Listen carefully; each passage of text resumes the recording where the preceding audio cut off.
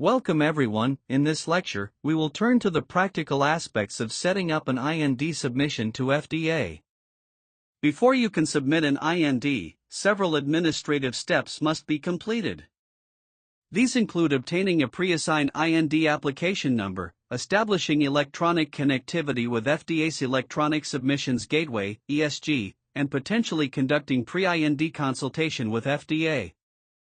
These steps may seem administrative, but they are essential prerequisites for successful IND submission. Without a pre-assigned number, your submission cannot be properly tracked. Without ESG connectivity, you cannot electronically submit your IND in eCTD format. The pre-IND consultation, while not always mandatory, is highly recommended for complex development programs or novel therapeutic approaches.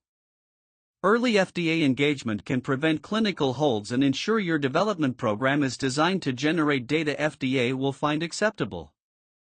Let's walk through each of these setup steps. This slide describes the first administrative step in IND setup, requesting a pre-assigned IND application number from FDA. Before you submit an IND, you need an IND number. This number identifies your application in FDA's tracking systems and must appear on FDA Form 1571 and throughout your submission. Step 1. Establish secure email. Before requesting an IND number, you should establish secure email capability with FDA. Contact secure email at fda.hhs.gov to set this up. Secure email encrypts communications containing sensitive or proprietary information. Step 2. Request the IND number. Send an email to request at fda.hhs.gov for drugs with the following information. Subject line: Request for a pre-assigned number. Required information: name of applicant exactly as it will appear on Form FDA 1571. Applicant address, complete street address, city, state, zip code. Name of U.S. contact person. Contact phone number, fax number, and email address. Name of the drug, generic or code name. Drug trade name if one has been established.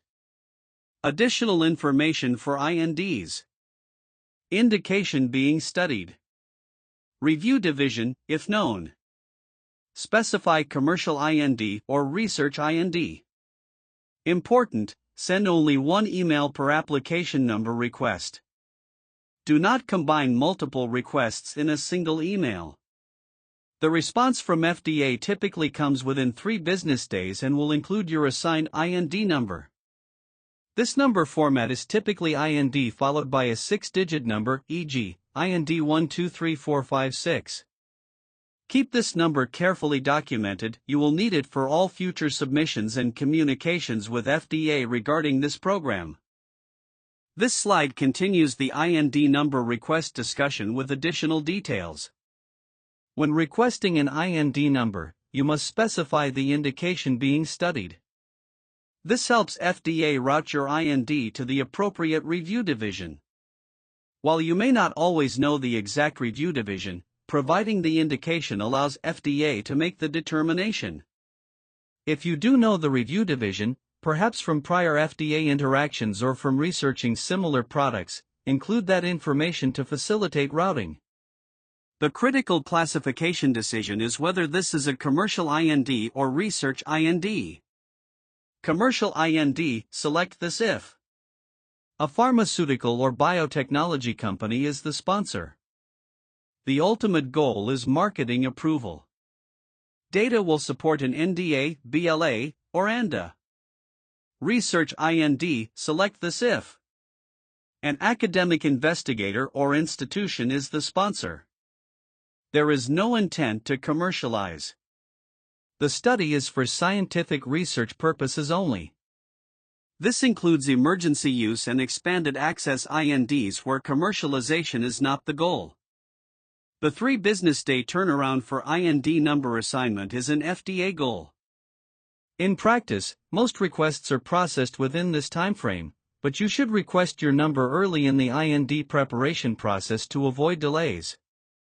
Once you receive your IND number, use it consistently. On FDA Form 1571.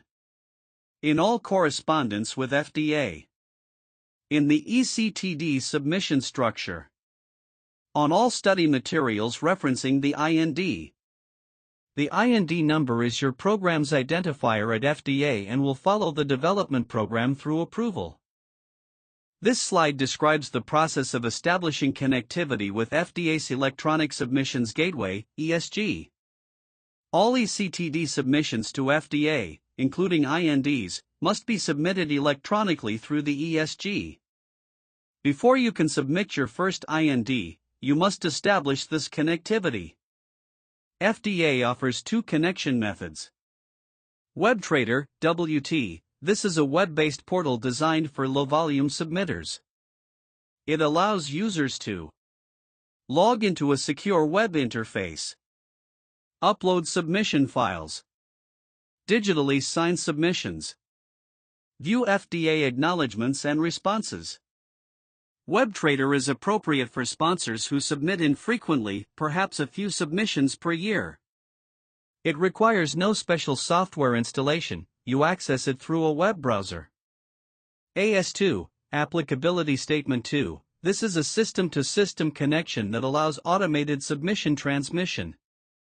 AS2 requires gateway software installed at the sponsor's site.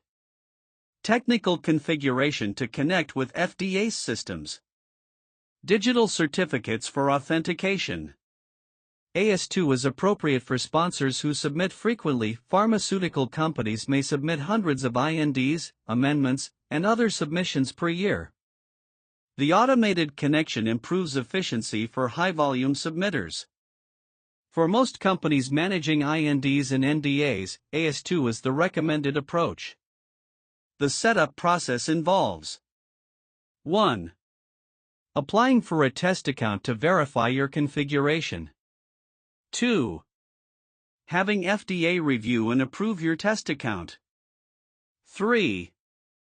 Sending test submissions to verify everything works. 4. Setting up a production account. 5. Beginning actual submissions. This process can take several weeks, so begin early. Don't wait until your IND is ready to submit. This slide introduces the pre-IND consultation opportunity, an important tool for sponsors preparing their first IND. FDA encourages pre-IND meetings and has stated explicitly that these meetings can be very valuable in planning a drug development program. The quote on this slide comes from FDA's website discussing pre-IND consultations. Pre-IND meetings are classified as Type B meetings under FDA's meeting guidance, which means FDA targets scheduling the meeting within 60 days of receiving the request. Requests should be submitted in ECTD format. A meeting package with background information and questions is required. The value of pre-IND consultation includes 1. Clarifying FDA expectations. When guidance documents don't fully address your specific situation, FDA can provide direction tailored to your drug and development program. 2. Preventing clinical holds. By discussing your plans before IND submission, you can identify potential issues that might trigger a clinical hold and address them proactively. 3. Validating development strategy. FDA feedback can confirm that your non-clinical program, CMC approach, and clinical plans are appropriate, or suggest modifications. 4. Building relationship with FDA. Early engagement establishes a productive working relationship with the review division that will oversee your program. 5. Documenting FDA position. Meeting minutes document FDA's advice, which can be valuable if questions arise later in development. Pre-IND meetings are not mandatory, but they are highly recommended for novel drugs, complex development programs, or when sponsors are new to FDA interactions. The next slide discusses specific scenarios when pre-IND consultation is most beneficial.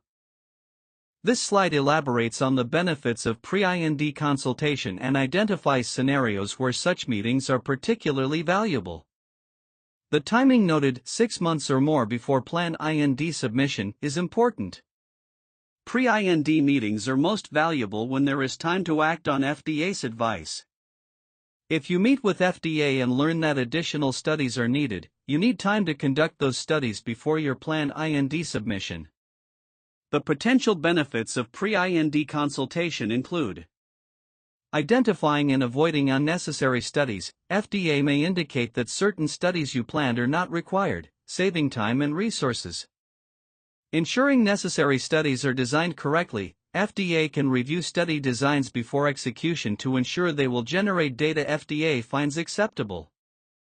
Gaining FDA support for proposed strategy. Written FDA agreement with your approach provides valuable documentation. Minimizing clinical hold potential. Discussing potential concerns early allows you to address them before submission. Creative exchange of ideas. FDA scientists may suggest approaches you hadn't considered. Obtaining regulatory insight. Understanding FDA's perspective on your therapeutic area. Minimizing costs. By avoiding unnecessary work and preventing delays from clinical holds. Clearly defining endpoints and goals, ensuring your clinical program is designed to support approval. Early negotiations with FDA, building the relationship before the formal review process begins. Scenarios where pre-IND meetings are particularly recommended include products for serious or life-threatening diseases. The benefit-risk calculus may allow more flexibility. Novel indications, where there is no established regulatory pathway. Absence of relevant guidance, when guidance documents don't address your situation.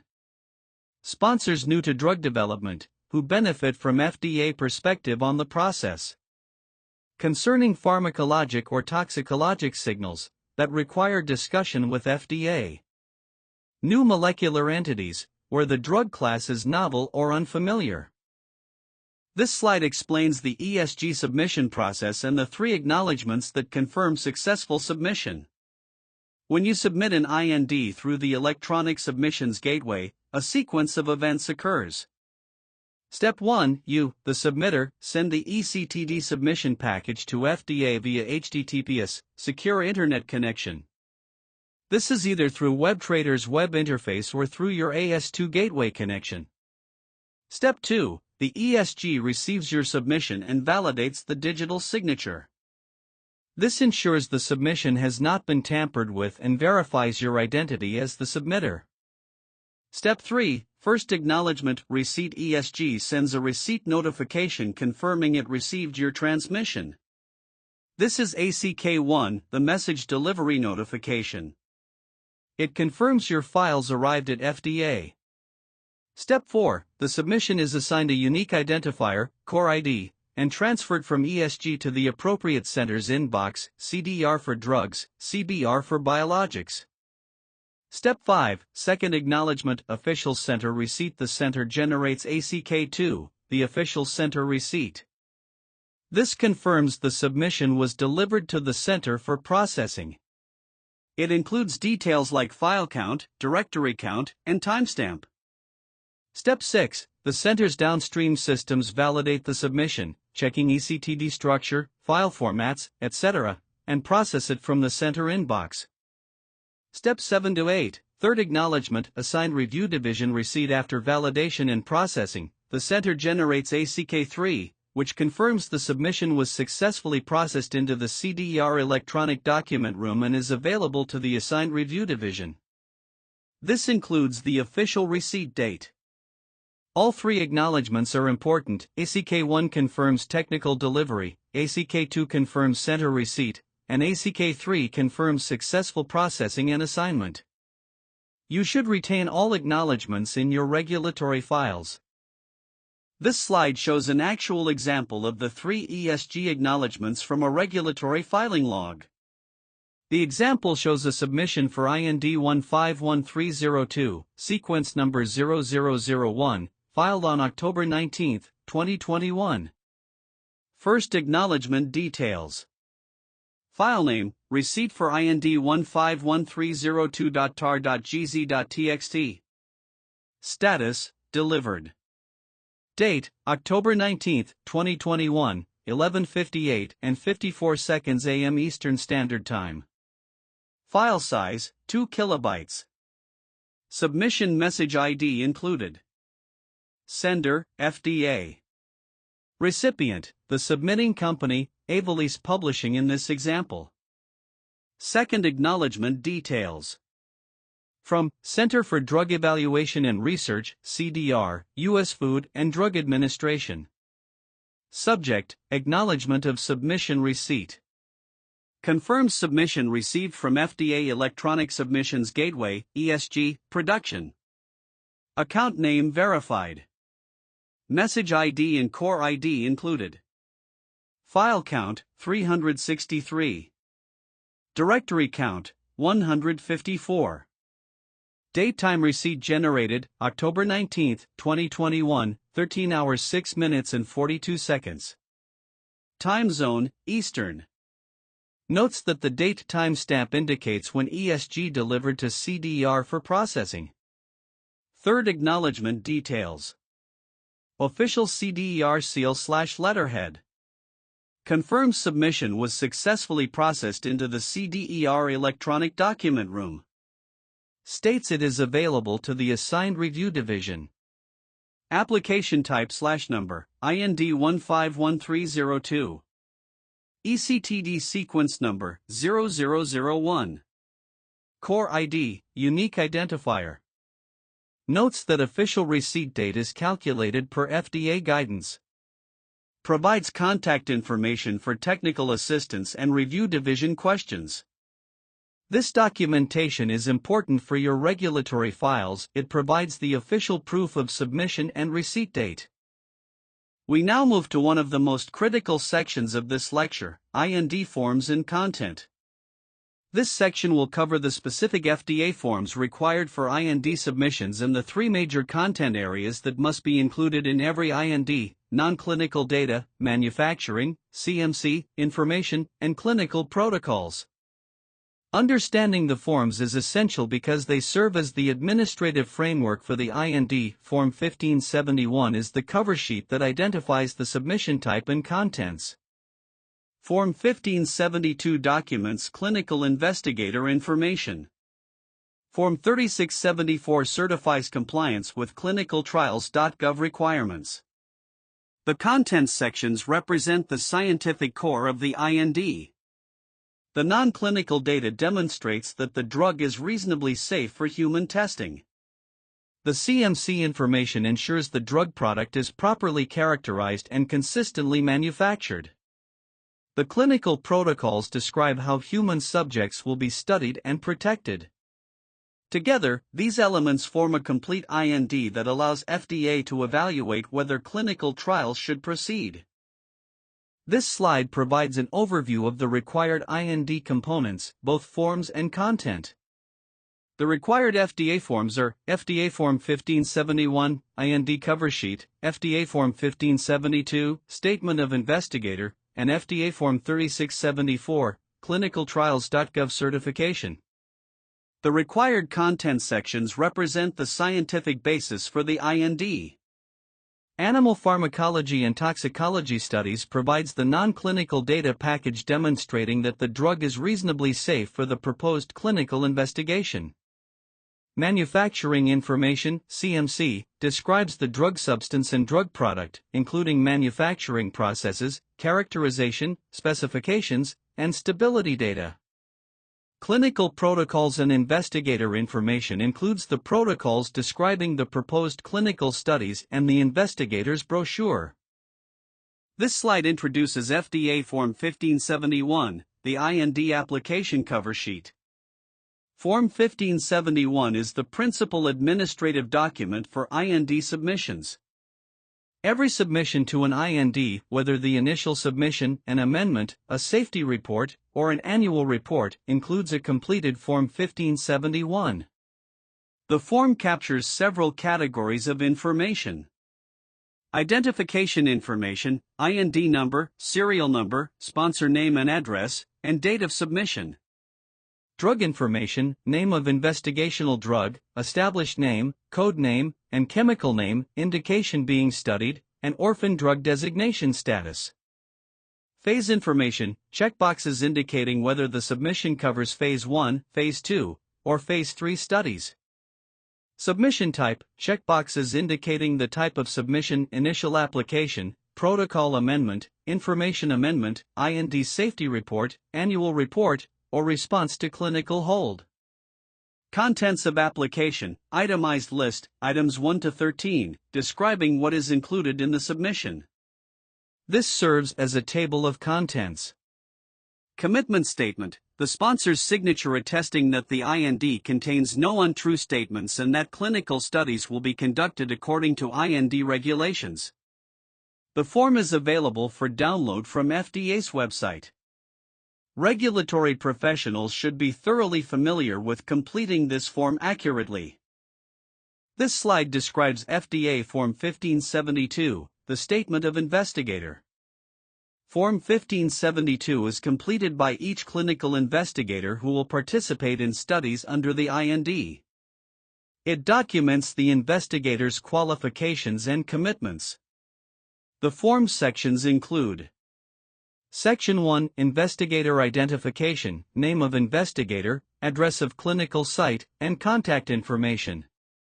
Section 2, Education and Experience, reference to attached curriculum vitae documenting the investigator's qualifications to conduct the proposed research. Section 3, Sub-investigators, names and qualifications of other individuals who will assist in conducting the investigation. Section 4, Clinical Research Organizations, if the investigator uses a CRO for any trial-related duties, the CRO is identified here.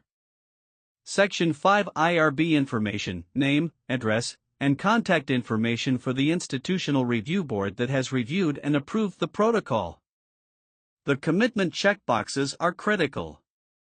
The investigator commits to conduct the study according to the protocol, personally conduct or supervise the investigation, inform subjects that drugs are used for investigational purposes, report adverse experiences, read and understand the investigator's brochure, ensure IRB compliance, maintain adequate records, ensure drug accountability, submit required reports. The investigator's signature indicates agreement to these commitments. Forms 1572 for all investigators must be submitted before they can participate in the study. This slide describes FDA Form 3674, the certification of compliance with clinicaltrials.gov requirements. Form 3674 was mandated by Section 801 of the FDA Amendments Act of 2007, FDAA. This law expanded requirements for clinical trial registration and results reporting on clinicaltrials.gov. The form requires certification of 1. Registration compliance. The sponsor certifies that applicable clinical trials have been registered on clinicaltrials.gov as required by law. 2. Results reporting compliance. The sponsor certifies that clinical trial results have been submitted as required. clinicaltrials.gov registration requirements. Most clinical trials of drugs and devices must be registered. Registration must occur no later than 21 days after the first patient is enrolled. Required information includes trial identification, recruitment status, eligibility criteria, and outcome measures. Results reporting requirements. Results must be submitted within 1 year of the primary completion date. Required information includes participant flow, baseline characteristics, outcome measures, and adverse events. Form 3674 must be submitted with INDs and IND amendments when applicable, NDAs, BLAs, and marketing applications. Other submissions as specified in guidance. Non-compliance with clinicaltrials.gov requirements can result in civil monetary penalties and submission delays. The certification places responsibility on the sponsor to ensure compliance. This slide introduces the 3 major content sections of an IND submission. These three areas represent the scientific foundation of the IND and correspond to the regulatory requirements in 21 CFR 312.23. Section 1, Non-Clinical Data, Pharmacology and Toxicology. This section provides the evidence that the drug is reasonably safe for human testing. Required elements include summary of pharmacology studies demonstrating the drug's mechanism of action, ADME studies characterizing absorption, distribution, metabolism, and excretion, short-term and long-term toxicology studies in appropriate animal species, reproductive toxicology studies, if applicable, genotoxicity studies, any other pharmacology/toxicology data relevant to safety. Section 2, Manufacturing Data, CMC/Quality. This section ensures FDA that a consistent, well-characterized product will be used in clinical trials. Required elements include drug substance information, identity, synthesis, characterization, specifications, drug product information, formulation, manufacturing process, specifications, analytical methods and validation, stability data supporting the proposed shelf life, container closure information. Section 3, Clinical Data. This section describes the proposed human studies and the information available to investigators. Required elements include clinical protocols with study design, endpoints, and statistical considerations, investigators' brochures summarizing all available information about the drug, informed consent documents, may be reviewed by IRB rather than FDA, prior human experience, if any. Each section will be examined in more detail in the following slides. This slide provides detail on the non-clinical content requirements for INDs. In the ECTD structure, non-clinical data appears in Module 4, Non-Clinical Study Reports, for complete study reports, and in Module 2.4, Non-Clinical Overview, and Module 2.6, Non-Clinical Written and Tabulated Summaries, for summary documents. The specific non-clinical studies required depend on several factors. Phase of clinical development, duration of proposed clinical studies, route of administration, patient population, including women of childbearing potential, nature of the drug, small molecule versus biologic. For an initial Phase 1 IND supporting short-duration studies, the core toxicology package typically includes single-dose toxicity studies, establishing the maximum tolerated dose in rodent and non-rodent species. Repeat-dose toxicity studies, conducted in 2 species, typically rat and dog or non-human primate, for a duration that supports the proposed clinical study duration. For a 2-week clinical study, 2-week animal studies are typically required. Genotoxicity studies, including in vitro bacterial mutagenicity, Ames test, in vitro mammalian cell assay, and in vivo study, typically bone marrow micronucleus. Safety pharmacology, core battery studies evaluating cardiovascular, HRG, telemetry, central nervous system, and respiratory function. As development progresses, additional studies are required. Longer duration chronic toxicity studies. Reproductive toxicology, fertility, embryo-fetal development, pre/postnatal development. Carcinogenicity studies, for chronic use drugs. Local tolerance studies, for specific routes. ICH guidelines, M3, S7A, S7B, S9, provide detailed guidance on non-clinical requirements. This slide describes the CMC, chemistry, manufacturing, and controls, content requirements for INDs. In the ECTD structure, CMC information appears in Module 3, Quality, with the quality overall summary in Module 2.3. CMC information is organized into 2 major sections. Drug substance, active pharmaceutical ingredient API. General information, nomenclature, INN, USAN, code names, chemical structure, molecular formula. Manufacture, description of manufacturing process, process controls, batch records. Characterization, elucidation of structure, physicochemical properties, impurity identification. Control of drug substance, specifications, analytical procedures, validation, batch analysis. Reference standards, description and certification.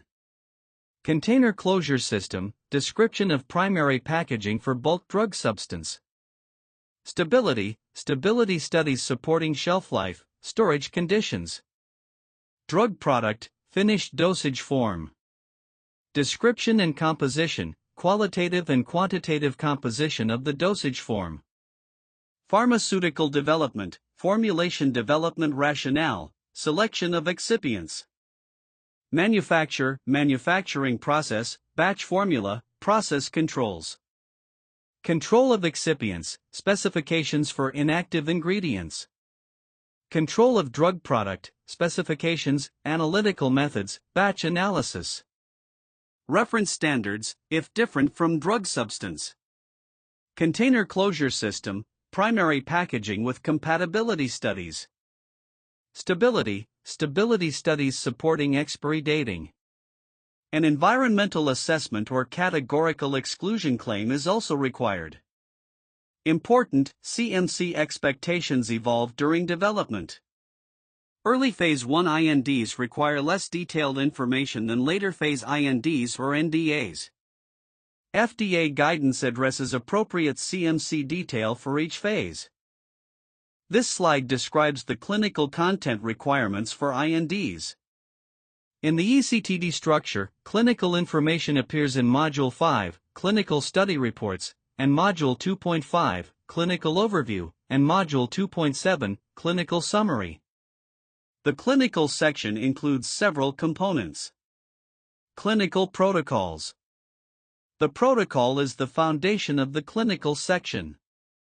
It must include study objectives and endpoints, subject selection criteria, inclusion/exclusion, study design and methodology, dosing regimen and schedule, safety monitoring procedures, statistical analysis plan, data collection and management procedures. For an initial IND, at least one protocol must be included. As development progresses, additional protocols are submitted as protocol amendments. Investigator's Brochure, IB. The IB is a comprehensive document provided to clinical investigators summarizing physical, chemical, and pharmaceutical properties, pharmacological and toxicological effects in animals, pharmacokinetics and metabolism in animals, previous human experience, if any, guidance on recognizing and treating adverse reactions. The IB must be updated as new information becomes available. Prior human experience. If the drug has been studied in humans before, perhaps in another country or by another sponsor, a summary of that experience is included. Clinical investigator information. Form 1572 for each investigator, along with CVs documenting qualifications. The clinical section must demonstrate that the proposed study is adequately designed to evaluate safety and, where appropriate, efficacy, while protecting human subjects.